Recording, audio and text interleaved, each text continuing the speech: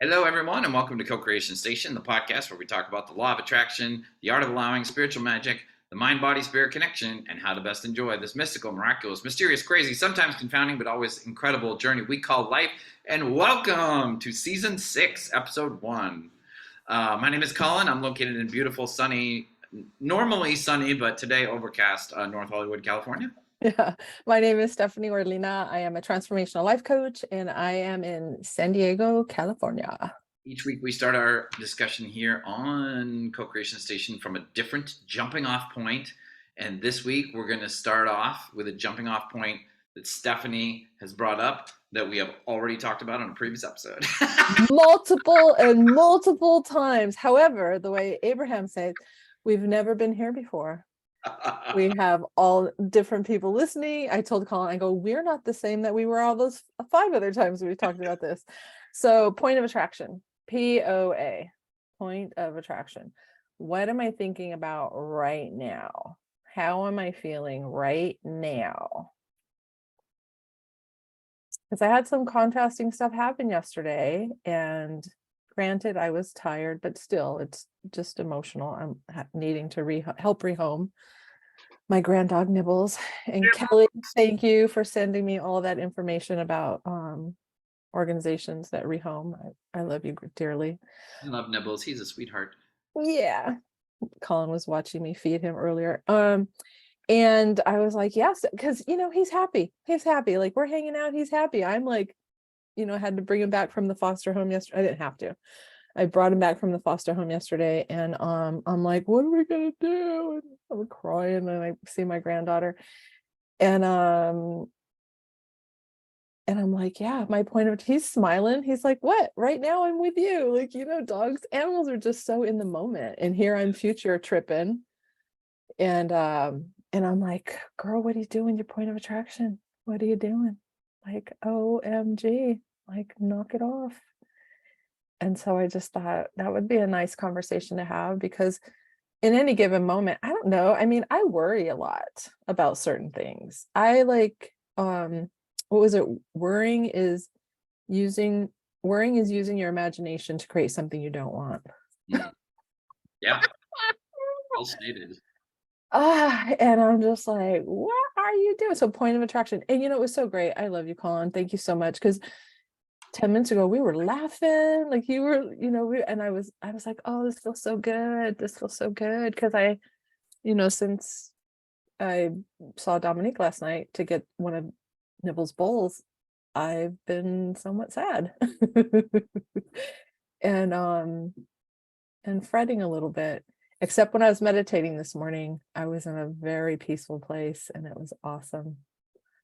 It's So interesting, because I'm reminded of a funny story that you're sort of a part of, because I moved to San Diego from the East Coast back in 2013, 2012, December of 2012, and I lived there for 7 months, which felt like 6 years somehow. right.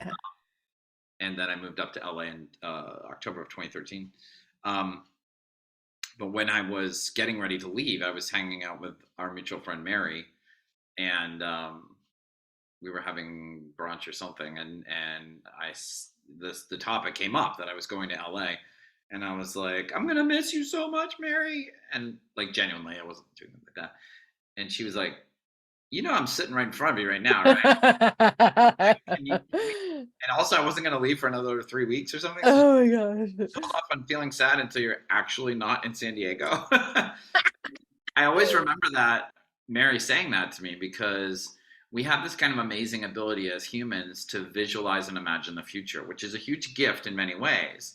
But it's also like we can, I mean, it doesn't serve us in the sense that sometimes we use that to imagine, unpleasant futures that we don't want, or things that will happen, but that aren't happening yet, And Wayne Dyer tells a really great story, or a little anecdote at some of his talks when he was live. I think one of them made it. It made it into one of his PBS specials. I forget which, but he said he was this. He met this guy on the street or something, and he asked, and he had a really bad cold, and he said, "How long have you had the cold?"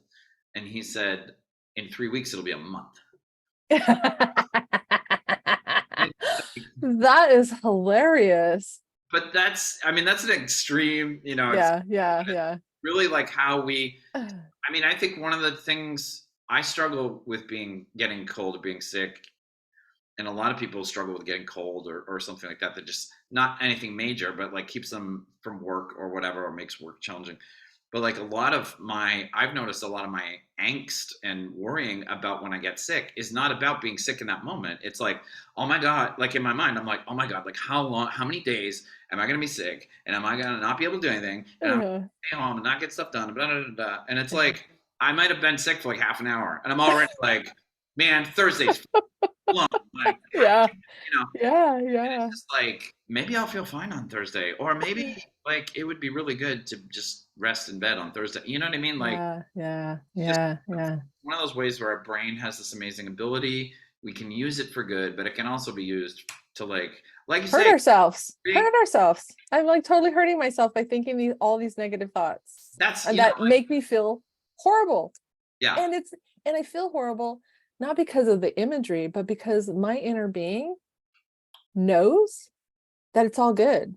That yeah, Nibbles has a great home. He's super happy. He's probably even taken better care of than he was ever. You know what I mean? Just like yeah, they're happy, he's happy. And when I think those thoughts, like I wrote, and I'm going to read it just because I need to put it out into the universe.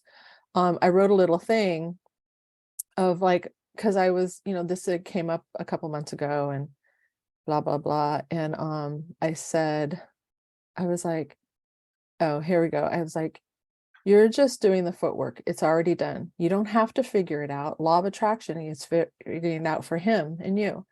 Focus on what you want for him. Okay, so then I wrote, he's happy. They're happy too.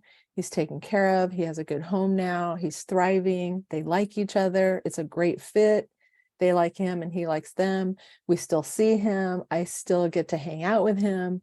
He's close by. He's loved and enjoyed. Thank you, God, for the essence of all of this and more. He's always being guided for his highest good. Law of attraction is figuring it out for him. And that feels better to me when I read that. Because those are more in alignment thoughts yeah. than I'm not even going to say what they It's are. interesting because I feel like in our culture, in our society, like there's just this not that we don't one thing we don't do well is talk about how to experience and share our emotions in a healthy way.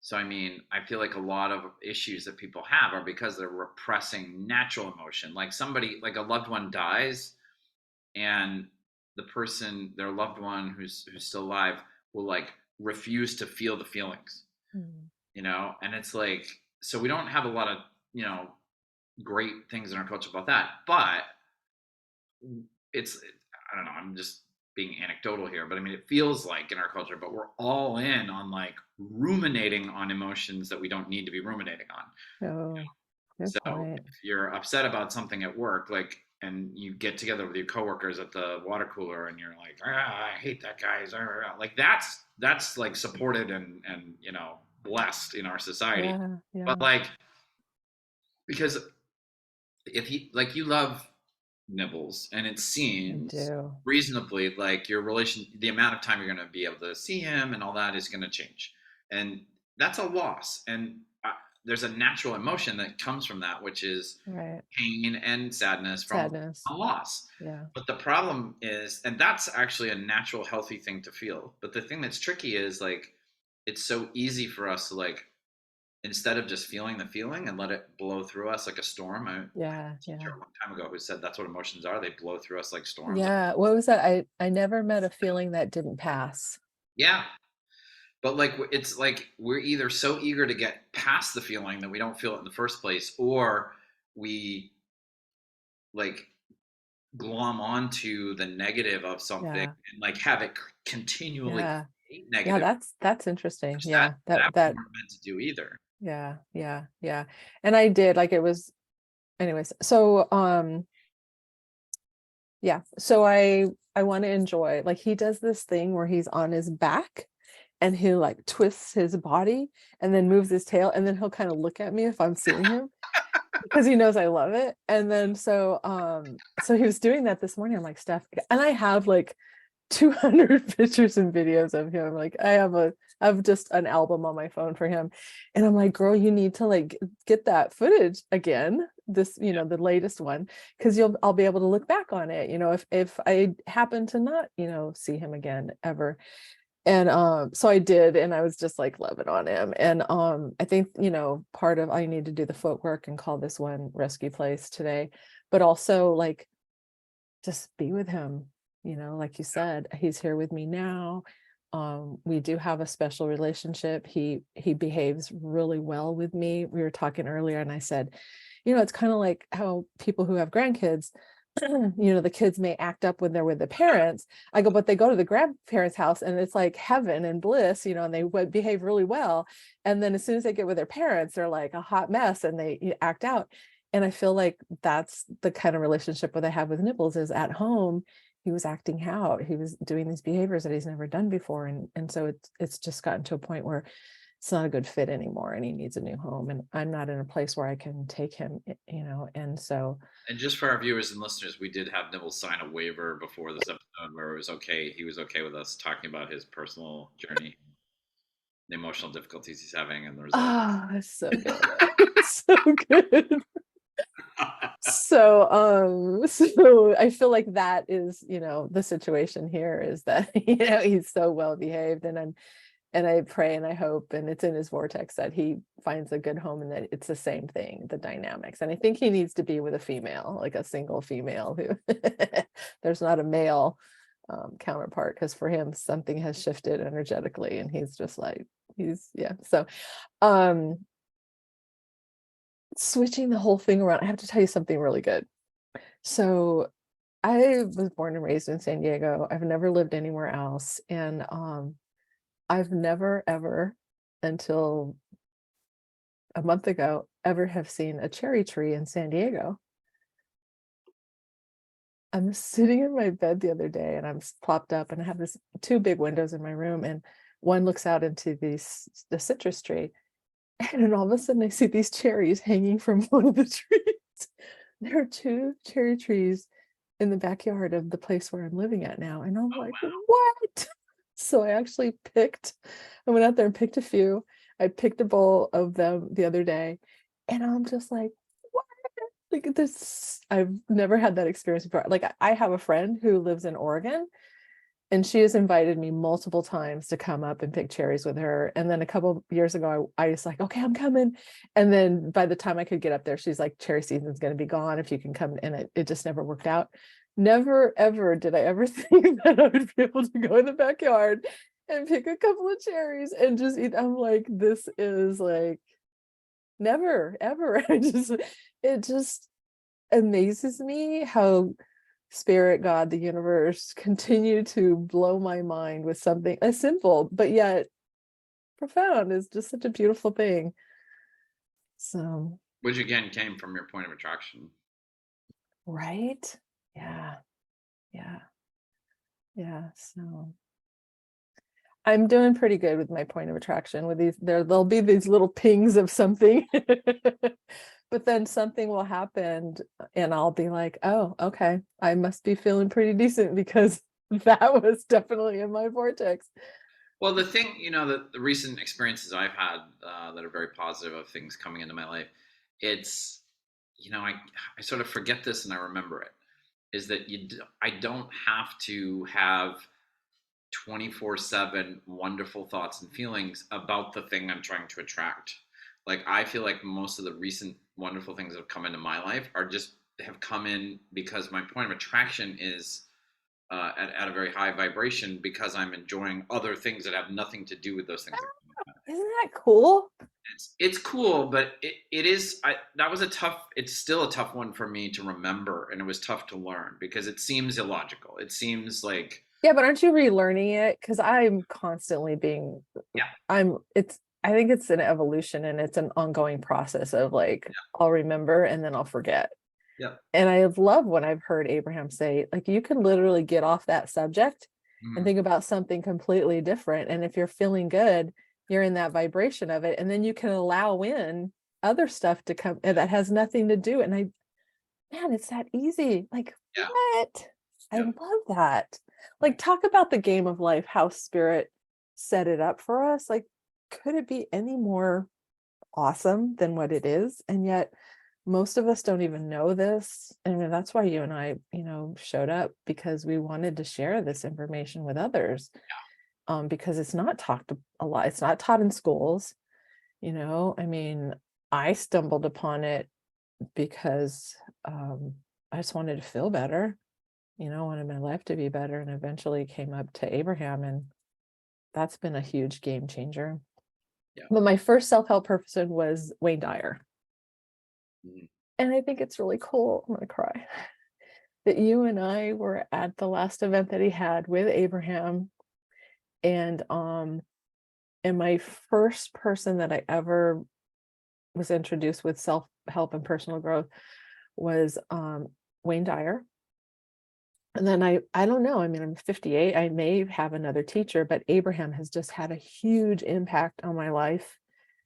And they were both on stage with each other, Esther channeling Abraham, and then Wayne, Mr. Dr. Dyer, sitting there, and you and I were there to experience that. And we're in that printed material from that event. It's such a great picture of us both being in the vortex at that end, with the montage of all the people that were there, of different photographs. And I'm like, there's a photographer during the break. I'm like, Collin, there's a photographer. I'm like, I want to get her picture. I would just like, we're gonna call him over. And I was just like being really bubbly and happy. And then he's like, comes walking over to us. He's like, hey, do you want your picture? I'm like, yeah. And then I tried to get that picture, not even knowing that it was in that DVD. And you're holding it that day. You'd come down to San Diego. Yeah, we did a whole episode about that, and I wish I could Yeah. what season and what episode it was. Ah, Yeah. that's okay. We can talk about it here. And I'm like, yeah, I even called the Abraham Hicks business and said, hey, we were at that event. How do I get that picture? And the nice woman who answered the phone, she's like, I don't know. Let me look into that. And then she never called me back. And then so when you were standing there that day, had come down to visit me visit your friends in San Diego, me being one of them. Thank you. And you're like, oh, my mom bought this for me, the book and the DVD. And you're like, I didn't have the heart to tell her I was at it. He goes, and then I'm like, yeah, I wanted that picture of us, darn it. And I tell you the story. And then we go off to, Old Town Mexican Cafe and have lunch. And within minutes, we sit down and the woman's like, can I take your picture? And we're like, I start laughing. And she's like, what's so funny about that? And 10 minutes later, she comes back with this photo of both of us in the vortex. And that one is equally as good as the one that was at the event at the Abraham Hicks. And I think it was 4 months later, you called me. I was getting a facial from Lisa, and I come back and I'm check my phone. And you're like, Stephanie, oh my God, I'm literally looking at the picture of us. It's at the end. You're like, my mom said she's seen us on there. I've watched the whole thing front and back. She's crazy. And then I let the credits run. And then they did this whole montage of pictures. And there you are. You're like, my roommate has a big screen TV.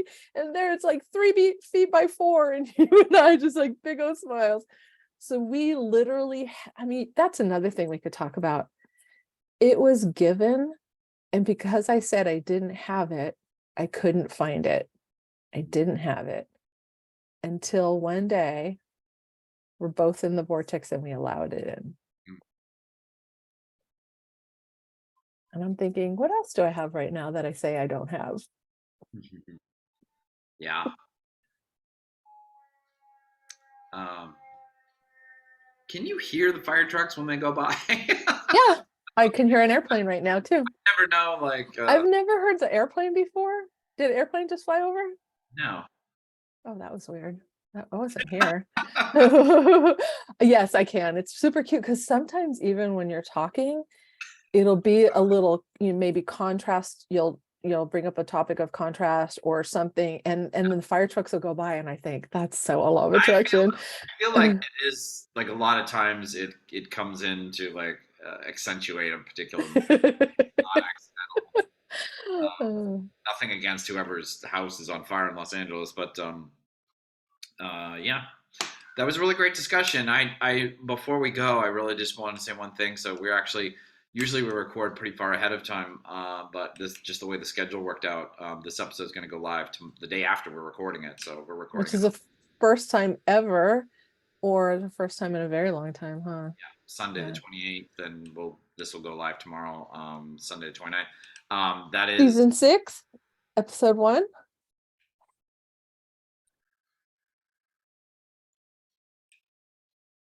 I'm sorry, I don't know what happened there. What and the audio listeners are going to be like, what just happened? This is The first episode. first episode of season 6. Yes. Yeah, I had no, no idea. I mean, this, Are we shooting for 10? 15? I don't, it's funny because I definitely didn't think, when we started talking in season 1 and 2, and we kind of settled on this like 22-ish episodes per Yeah. season. Although for some reason, I think in season 2 we did like 48 or something. We got into the 30s. We just never talked about it. I'm like, Collin, and you're like, what happened to 22, 24?